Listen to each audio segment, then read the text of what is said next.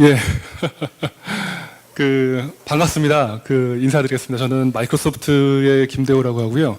이번에 클라우드 데이터 저장소라고 하는 주제를 가지고 여러 가지 좀 이야기를 좀 풀어보려고 생각을 하고 있습니다. 부담 없는 이야기고요.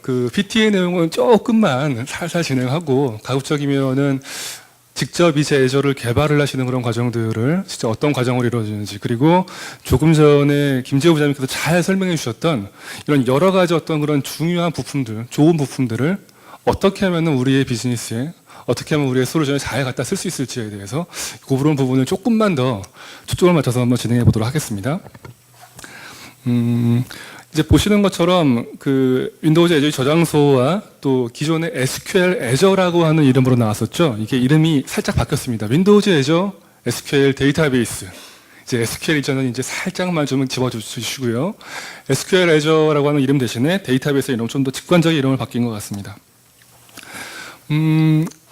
역시나 마찬가지로 오늘 제가 커버할 내용은 시간이 많지 않습니다만 이렇게 세 가지에 대한 내용입니다. 빅데이터, 그리고 데이터베이스, 조금 전에 미디어 캐싱, 메시징 여러 가지들, 트래픽에 대한 이야기를 말씀을 드렸고요. 특히나 그 중에서도 저희들은 우리 개발자분들이 항상 머리를 싸매셔야 되고 전문 용어로 삽질까지도 마다하지 않으셔야 되는 이런 스토리지를 어떠한 스토리지를 우리 솔루션, 이 클라우드라는 거를 쓰는 거는 좋다는 거 알겠는데 과연 어떻게 써야 되고 어떤 거를 선택을 해야 되고 어떻게 사용할 수 있는지에 대해서 초점 맞춰서 알아보도록 하겠습니다. 자, 먼저 요거는 워낙에 그러한 이슈 메이커죠. 네. 최근에 제가 굉장히 좋아하는 그런 현아양이 컴백을 했습니다. 네. 빅 이슈가 되었고요. 마찬가지로 이 빅데이터도 항상 나오는 이슈인 것 같아요. 네. 뜬구름 잡는 이야기 중에 대표 주자다. 실체가 없다. 마케팅 버즈워드다. 그리고 이거는 벤더들이 벤더 이야기만 하지 결국 실체가 없는 그러한 뜬구름 잡는 그런 이야기가 아니냐.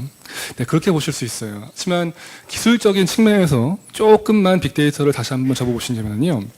결국 새로운 형태의 비즈니스가 생기고 새로운 형태의 비즈니스, 예를 들어서 GPS를 사용하는 어플리케이션이라든가 센서를 사용하는 기기들이 굉장히 다양화되고 종류가 많아지고 끊임없이 네트워크에 연결되면서 머신 트랜스포트라든가 어떤 머신들 간의 커뮤니케이션이 지속적으로 늘어나게 된 겁니다.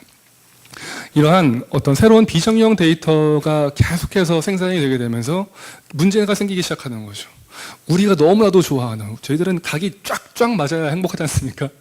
테이블에다가 탁탁탁 크기에 맞게 축착착 때려 넣을 수 있는 이러한 SQL 서버와 같은 테이블형의 2차원 테이블 매트릭스 구조가 있어야 저희들이 행복하게 개발할 수가 있는데, 도저히 이 매트릭스 상에다가 끼워 넣을 수가 없는 이런 텍스트 기반의 데이터라든가 이런 비정형 데이터들, 심지어는 이미지 데이터, 바이너리 데이터, 영상 비디오 데이터, 블랍 데이터, 이런 것들이 끊임없이 만들어지고 저희들을 고민하게 만든다는 거죠.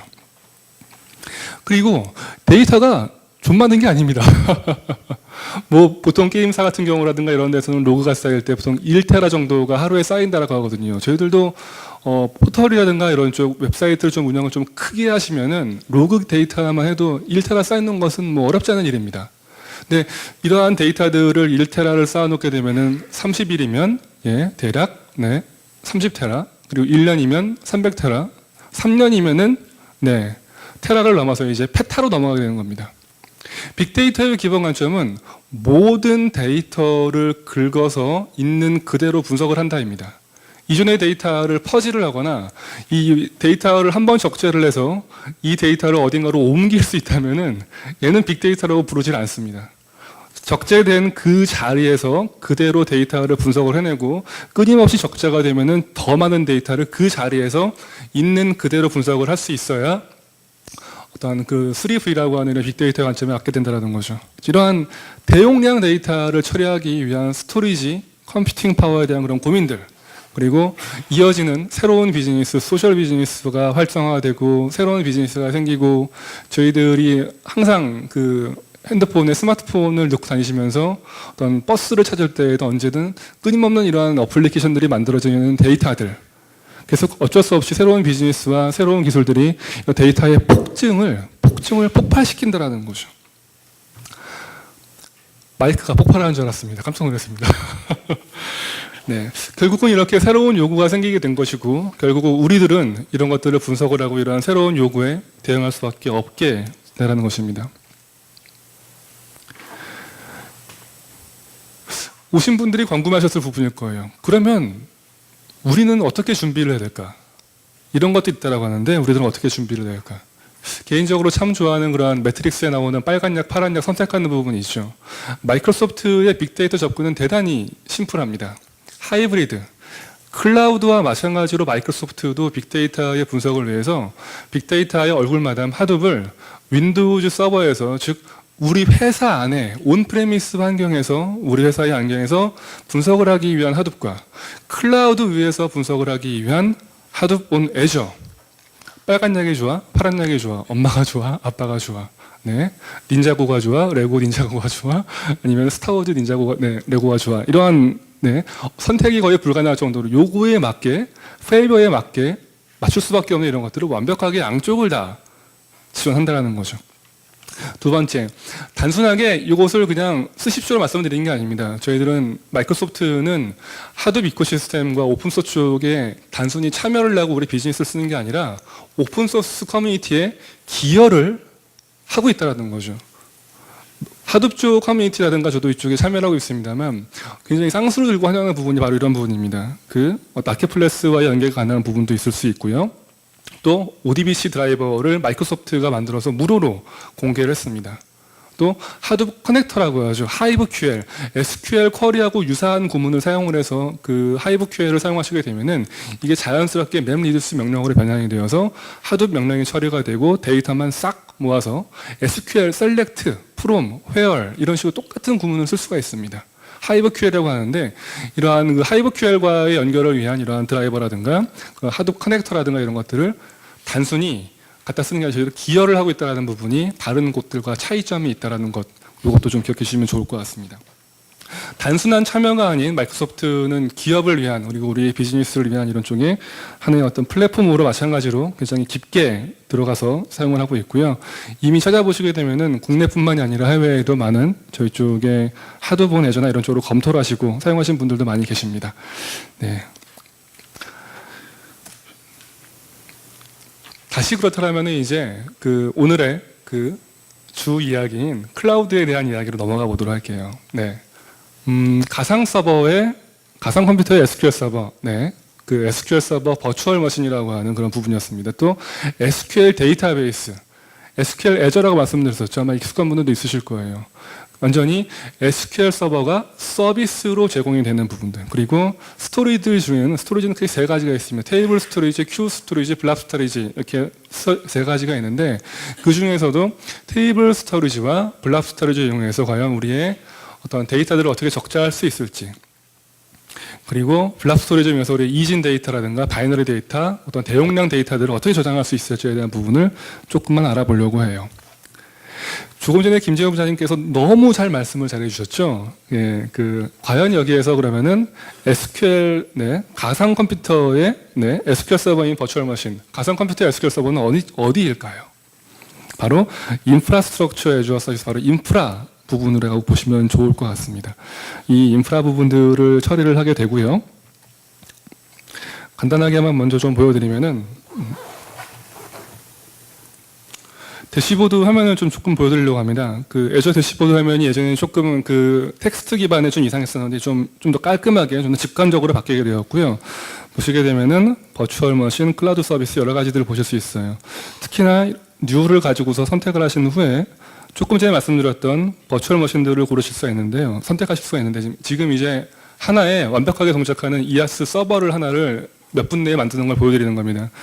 퀵크리에이트를 통해서 바로 선택을 만드실 수가 있고요. 좀 더 비주얼하게 보여드리기 위해서 갤러리를 저는 선택하도록 하겠습니다. 갤러리를 보시면 SQL 서버가 이미 설치가 되어 있는 VM을 갖다가 쓰시거나 수세 리눅스라든가 우분투라든가 필요하면은 센토OS라든가 또는 2012까지도 말 그대로 여기서 선택을 하신 다음에 넥스트를 누르시고 몇 가지만 선택해서 넣으시게 되면은 몇 분 안에 이렇게 버추얼 머신들이 만들어지게 됩니다. 여러 개의 버추얼 머신들을 지금 제가 만들어 놨고요. 시간 관계상 해드린 거고요. 이 과정 이름 정도만 넣으시고요. 아이디 패스워드 넣으면은 끝입니다. 여러분들이 클라우드에 올라가서 즉시 사용 가능한 하나의 완벽한 일라스틱 환경이 사용할 수 있는 서버가 만들어졌다는 거죠. 지금 이렇게 하나의 그런 SQL 서버를, 그래서 SQL 서버가 설치가 되어 있는 녀석을 하나 만들었다고 했는데요. 만들어놨는데요. 여기 보시게 되면은, 네, 대시보드 화면을 통해서 현재의 어떤 상태라든가 이런 것들을 한눈에 보실 수도 있고요. 여기 엔드포인트를 누르시게 되면은 현재 리모트 데스크탑 RDP 익숙하시죠? 아래쪽에 보이시는 커넥트를 누르시게 되면은 바로 RDP에 대한 그런 시그니처가 날라오게 되고요. 네, 다운로드를 받으시면은 바로 RDP가 날라왔죠. 여기 아래쪽에 보시면은요.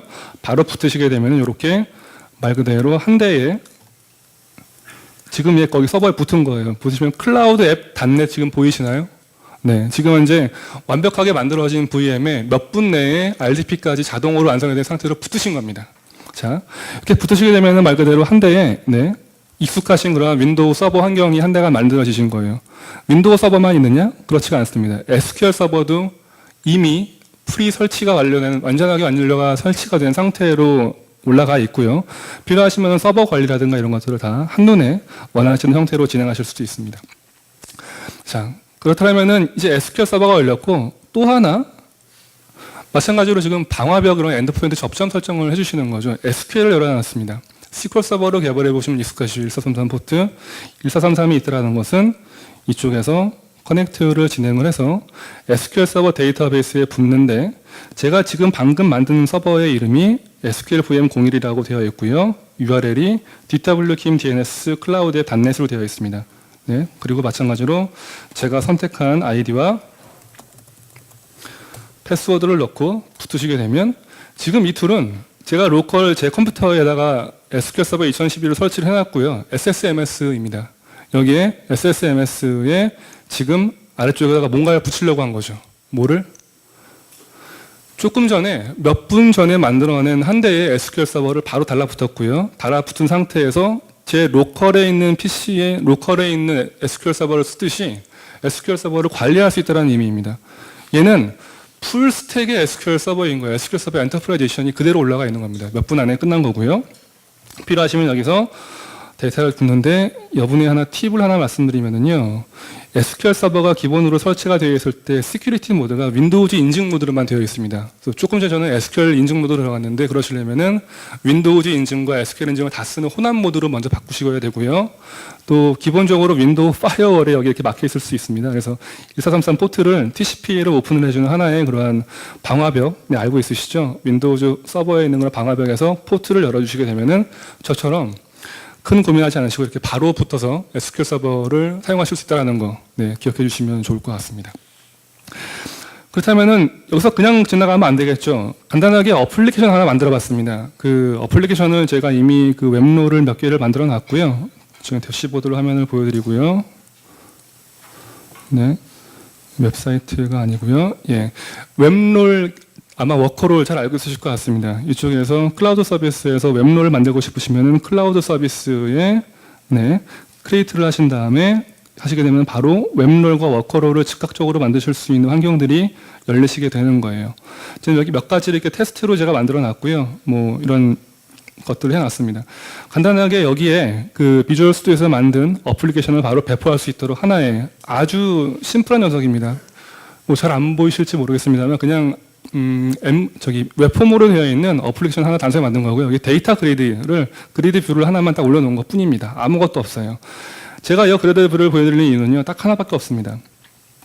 웹.config 파일을 보시게 되면은 데이터 커넥션에 대한 위치가 나오게 되죠. 저는 현재 먼저 여기를 제 로컬에 있는 데이터를 직접 한번 보여드릴게요.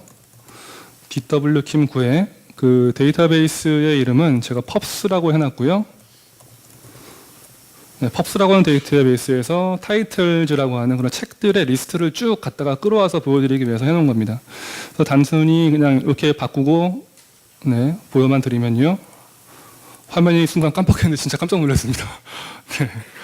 네. 네, 지금 방금 제가 수행을 한, 다시 너무 순식간에 일어난 일이라, 네. 예, 좀 몸개그도 하고 있는데 좀 도와주십시오. 예. 네.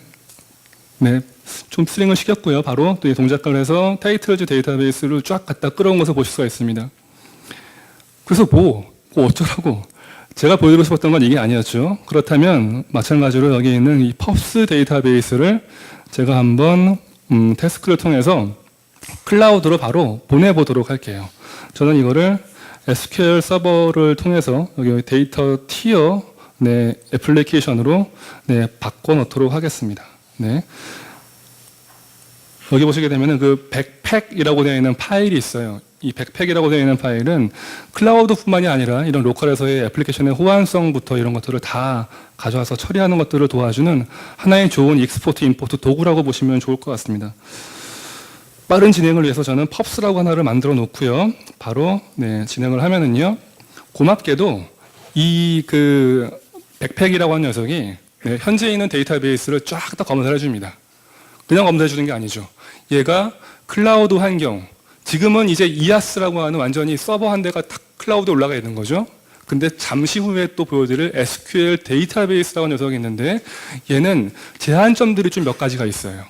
예를 들어서 프라이머리 키가 반드시 필요하다거나 XP 언더바로 실행이 되는 그 확장 스토어드 프로시라고 하죠. 익스텐디드 스토어드 프로시라든가 그 SQL 쿼리에서 CLR을 사용하는 이런 것들을 다 자동으로 체크를 쫙 해줍니다. 그래서 테이블들 중에 이것들이 문제가 없는지 테이블들이 쫙 다 넘어왔고 예, 문제가 없다라고 해서 만들어졌고요. 예에서 그렇다면 이제 이쪽에서 또 임포트를 또 한번 해봐야겠죠. 지금 저는 이제 클라우드에서 제가 로컬이 아니라 클라우드에 있는 서버에서 이 동작을 하라고 지금 시키고 있는 거죠. 마찬가지로 백팩으로 조금 전에 가지고 갔던 것들을 익스포트를 했던 녀석 중에서 펍스라고 하는 지금 방금 만들었던 녀석을 가지고 와서 필요한 데이터들이 이렇게 되어 있고 데이터베이스 이름도 펍스로 박아라 라고 깔끔하게 맞춰준 다음에 피니시만 누르게 되면 지금 하는 작업은 이제 제 로컬에 있던 데이터베이스 그 데이터의 양이 크지 않은 걸 일부러 선택을 했습니다. 이게 그대로 몇 분 이내에 서버가 만들어졌고요. 몇 분 이내에 모든 대시보드의 환경들을 맞췄고요. 그런 엔드포인트 접점도 다 만들었고요. 실제 우리가 비즈니스에 필요한 이러한 모든 데이터들을 다 지금 그 데이터를 올리고 있는 중인 겁니다. 자, 올리는 게 약간 시간이 걸릴 수 있으니까요. 여기에서 제가 기대를 했던 부분, 조금 전에 그 데이터베이스는 지금 DWKIM9라고 하는 제 로컬에 있는 네, SQL 서버를 바라봤었죠. 그런데 이제는 로컬에 있는 녀석을 바라보는 게 아니라 네, 버추얼 머신의 SQL VM이었고요. 이 녀석의 이름이 이렇게 되어 있습니다. 얘를 바꿔주시고 네, DWKIM DNS로 되어 있었고요. 펍스라고 하는 데이터베이스가 이제 다 올라가기만 하면 예, 바로 실행이 될 수가 있는 거겠죠. 네. 디플로이먼트 플랜을 지금 만들고 있다고 하는데 그 비주얼 스튜디오에서 간단하게 얘를 그 배포를 하시기 위한 그런 방법 말씀드리면요. 여기에 퍼블리쉬를 위한 그런 구성 정보들을 이렇게 맞출 수가 있습니다. 구성 정보들을 위한 그런 인증 키나 이런 것들만 비주얼 스튜디오에 맞추시면은요. 여기 이렇게 퍼블리쉬가 할 수가 있어요. 즉 제가 조금 전에 그 대시보드에서 만들어 놨던 네, 그 웹롤에다가 지금 있는 이 응용 프로그램 데이터를 가지고 왔는데 DWKIM9라고 하는 로컬에 있던 거를 단지 커넥션 스트링 정보만 살짝 바꾼 다음에 어플리케이션을 클라우드에 올리고 이쪽에 있는 클라우드에 올라가 있는 SQL 서버를 이제 바라보면서 서로 그 서비스를 직접 하게 되겠죠. 즉각적이고 바로 그런 서비스가 가능해진 환경을 할 수 있는 게 바로 이 퍼블리시를 하시는 것만 하게 되면 즉각적으로 처리가 되시는 겁니다. 자, 이 녀석이 올라갔는지를 한 번만 더 체크를 해보시면요. 네, 되고 있는 것 같아요. 이럴 줄 알고 시간이 살짝 걸릴 줄 알고 제가 클라우드 테스트라고 하는 DB를 이미 네, 또 만들어 놨습니다. 그래서 네, 네, 그 긴장한 거 안 보이죠? 네, 데이터 이니셜 카탈로그의 데이터베이스 이름만 살짝 바꿔서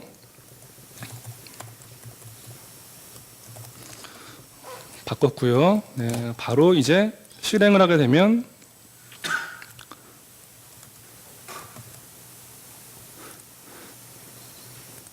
예, 지금 보시는 데이터는 로컬에 있지만 제가 거짓말하는 게 아니라는 걸 보여드리기 위해서 다시 한번 실행을 해볼게요. 네, 지금 방금 실행을 한 거는 클라우드에 있는 데이터를 가지고 온 겁니다. 아시겠죠? 무슨 말인지. 자, 그리고서 만들어 놨고요. 이제 얘를 바로 여기서 조금 전에 보여드렸던 대로 퍼블리시만 띡 하고 하시게 되면은 비주얼 스튜디오에서 네, 깔끔하게 그 많은 뭐 이런 고민 같은 것들을 별로 하실 그런 이유도 없습니다. 그냥 여기서 그냥 퍼블리시만 띡 하시게 되면은 네, 즉각적이고 네, 얘를 그렇죠 리플레이스를 하겠다라고 하게 되면은요 바로 현재의 그런 배포가 되고 있는 즉 지금 제가 만들었던 데이터를 조회하는 어플리케이션이 클릭 한번 퍼블리시만 누르게 되면은 개발도 다 테스트를 했고 끝냈고 로컬로 다 작업을 하고 커넥션 스트링만 살짝 바꿔치기 한 다음에 클라우드로 보내게 되면 이제 완벽하게 동작하는 클라우드 어플리케이션이 된 겁니다. 된 거예요. 그렇죠? 네. 네. 자, 이렇게 해서 넘어가서 일단 프로덕션으로 넘어가는 것도 이렇게 프로덕션으로 넘어가고 있는 그런 과정들을 보여드리고요. 이 과정이 개발자분들께도 땡큐하게도 5분 이내에 모든 배포가 완료가 되게 되고 저는 바로 프로덕션으로 집어넣어 버렸는데요. 해당하는 어플리케이션을 네, 관리 포탈에서 살짝만 보여드리게 되면은 그 스테이징 환경과 퍼블리싱 환경을 양쪽 다 제공을 해드리고 있습니다. 그래서 클라우드 서비스에서 제가 DW 기임 위내저 테스트를 해서 보시게 되면은 여기로 올렸나요? 예, 여기 올라가 있었죠. 지금 프로덕션으로 올라가 있던 거가 있고요. 스테이징에다가 올리신 다음에 스테이징과 프로덕션을 다 처리를 하고 그 다음에 보시게 되면은 스테이징 있으면 여기 스왑 버튼이 있습니다.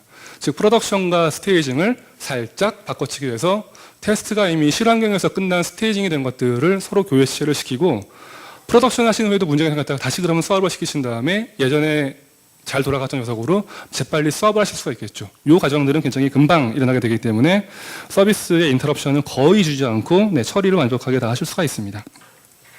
네, 지금 현재 클라우드로 데이터가 다 올라간 것 같고요. 실제로 여기 데이터베이스에 리프레시를 해서 펍스라고 하는 데이터가 다 올라간 걸 확인하셨습니다. 자, 클라우드 서버에 몇 분 만에 우리 회사의 데이터가 다 그 구조에 맞게 올라가지게 된 겁니다. 자, 이렇게 해서 간단하게 하나의 데모를 좀 보여드렸고요. 마찬가지로 버추얼 머신에서 조금만 몇 가지만 더 보여드리면은 SQL 서버를 운영을 하는 그런 정보라든가 이런 것들 그리고 구성을 하기 위해서 VM의 사이즈라든가 이런 것들도 필요하시게 되면은 얼마든지 맞춰서 네, 올려놓으실 수 있습니다. 그리고 상태 정보라든가 이런 것들을 다 실시간적으로 보여주게 되고요. 필요하시면 좀 더 다양한 상태로 또 디스크를 붙이시고 좀 더 스토리지나 이런 것들을 확장시키는 것도 버튼 몇 번만 누르시게 되면은 여기서 원하는 대로 다 진행을 해보실 수가 있어요. 네. 자, 이렇게 해서 하나 버추얼 머신에 대해서 한번 알아보았습니다.